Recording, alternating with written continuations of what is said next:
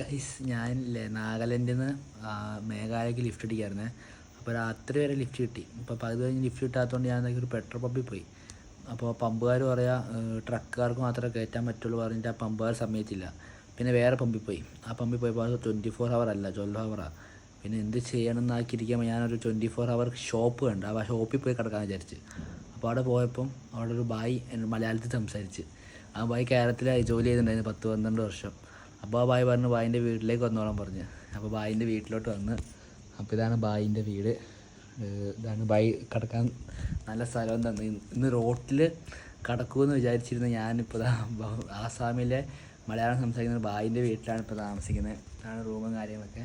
അപ്പോൾ ബായിനെ ഞാൻ നാളെ രാവിലെ പരിചയപ്പെടുത്താം. പുറങ്ങി കഴിഞ്ഞിട്ട് നാളെ രാവിലെ ബായിനെ പരിചയപ്പെടുത്താം. രാവിലത്തെ ബായിൻ്റെ വീട്ടിലെ ഭക്ഷണമാണ് റൊട്ടിയും മുട്ടയൊക്കെ.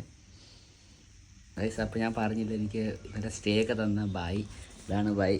ഭായ് आपका नाम അല്ല മലയാളത്തിൽ പറഞ്ഞു ഭായ്. മലയാളത്തിൽ പറഞ്ഞു റഹ്മാൻ. ഭായ് നാട്ടിലായിരുന്നില്ല കുറെ നാള്? കേരളത്തില് 10 വർഷം കേരളത്തിലായിരുന്നു.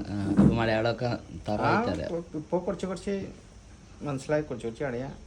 ഇവിടെ ഇപ്പൊ എന്താ ചെയ്യുന്നത്? ആസാമില് കോൺട്രാക്ടറായിട്ട് ചെയ്യുന്നു. കണ്ടില്ല ഗൈസ്. അപ്പോൾ ഇന്നലെ ഞാൻ എവിടെ കിടക്കണമെന്നില്ലാതെ അന്തം വിട്ടിരിക്കുമ്പോഴാണ് ഈ ബായിനെ കാണുന്നത്. അപ്പോൾ ബായിൻ്റെ വീട്ടിലൊക്കെ കൊണ്ടുവന്ന്.